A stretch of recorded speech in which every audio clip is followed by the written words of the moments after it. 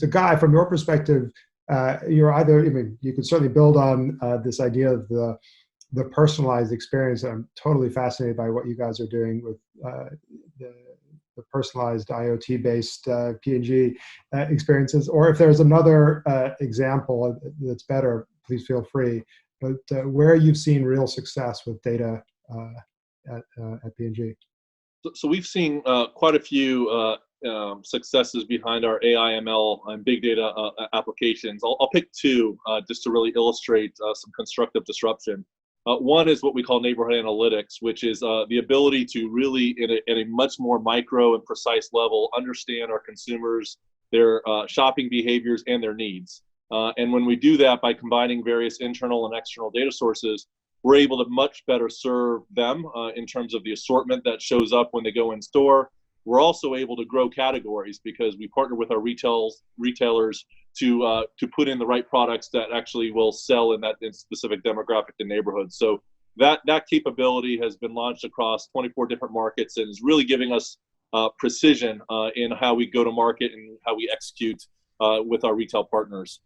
The other example I'll share is what we call smart selling. So it's actually similar to what Jude is doing at Fifth Third in that some of our developing markets, we have distributors that sell on our behalf. And in some of the countries, these distributors, the average tenure the account distributor has on our business is 3 months. So they really don't know Procter & Gamble's products.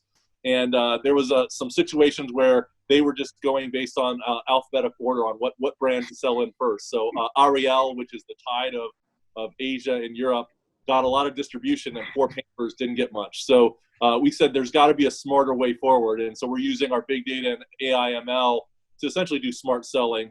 So much like Jude described, as the distributor rep shows up to a store, it's precise based on that store and the demographics around the store. The algorithm recommends exactly what's the next best product to sell in and what is personally the right thing for that store and that store owner to buy to help grow their business. And that's driven great value and growth across our geographies.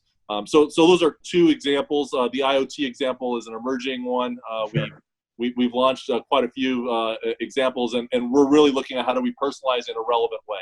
And it's all about precision, going from mass marketing to precision communication and experiences.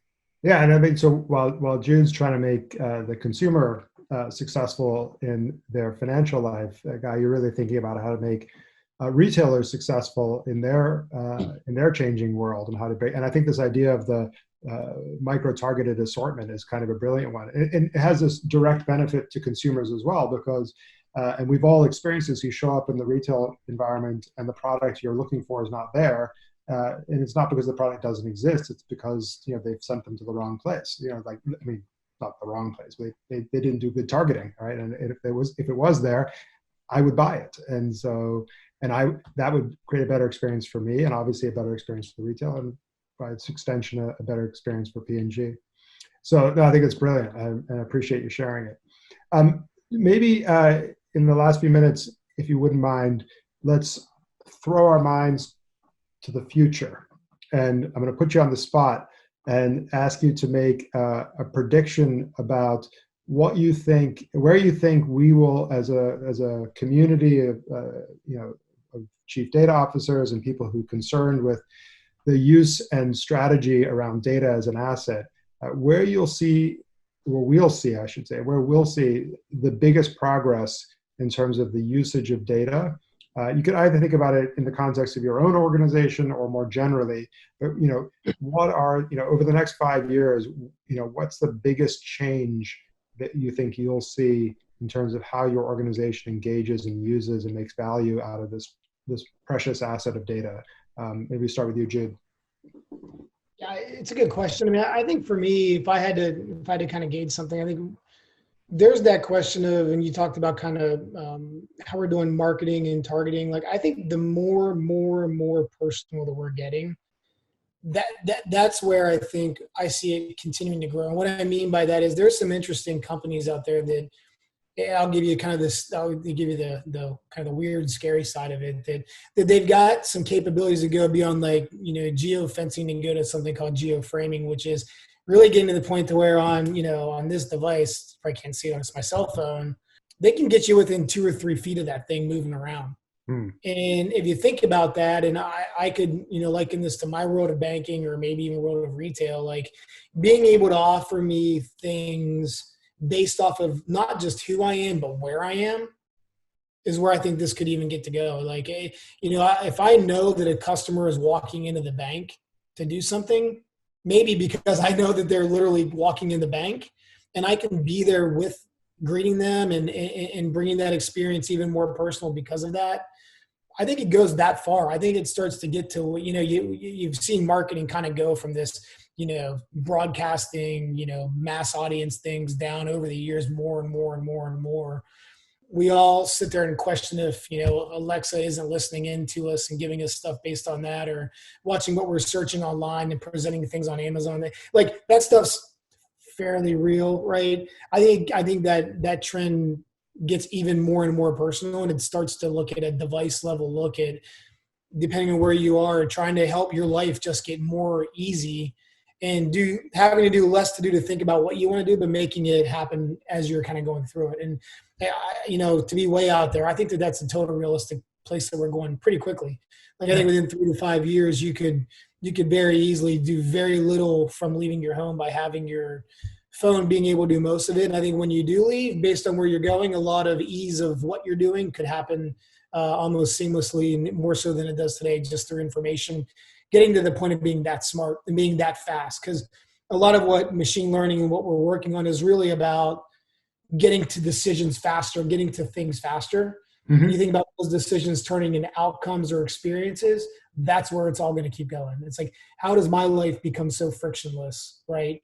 On the standpoint of the information I need is just kind of always right here. The decisions I'm making have things in front of me to make them easier and faster, just on an exponential scale. And you're going to start to think I tie movement and tie different things into that. It's not just going to be about data in a system. It's going to be about data about you as a person and what's going on. Cool. Yeah. Really making precision, personal, and like in the moment. I think that's right. Guy, I'm curious from your perspective, any 5-year predictions? Yeah, I have two. One is, for our business and many businesses across industries, it's all about the consumer at the center. And so along the lines on personalization, every consumer in every industry that I know of wants a seamless omni-channel experience. And so the worlds of physical and online, there is really no seam. I mean, at the end of the day, you expect the store to know who you are, and you expect when you go online, they know who you are and what your needs are. So data and ML will facilitate that seamless experience more and more. And the second area I think is operational decisions, whether it's how we personalize communication or experiences for consumers, or even internally within enterprises, how decisions are made. I believe machine learning and AI and ML will be much like electricity in 3 to 5 years, in that it'll be everywhere and nowhere.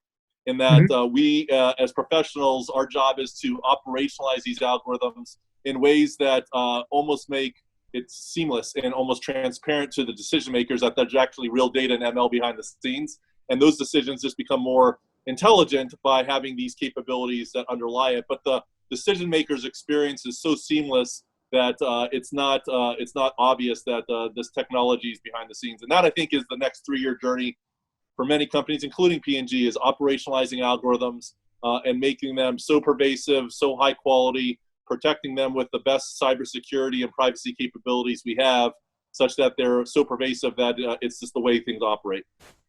I think that's actually spot on. So this idea that we want to bring the best of what humans are capable of and augment them with these machine learning capabilities so they're able to make better decisions. And Jude, to your point, they make these highly precise personal decisions. And I think your example of the relationship manager on the phone is the perfect example. You support them with an ML algorithm, but ultimately, what you want is a conversation with the person, right?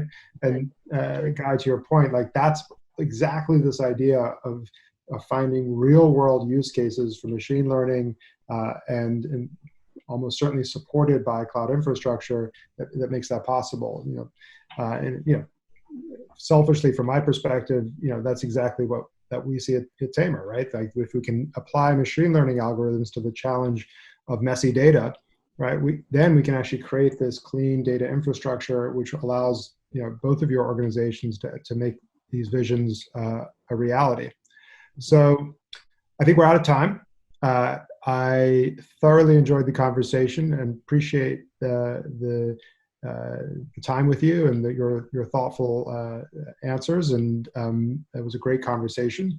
And also a thank you to CDO Magazine for arranging this, and our partners at MIT, CDAO IQ, and the International Society of Chief Data Officers. And this was a great time, and look forward to more interactions in the future.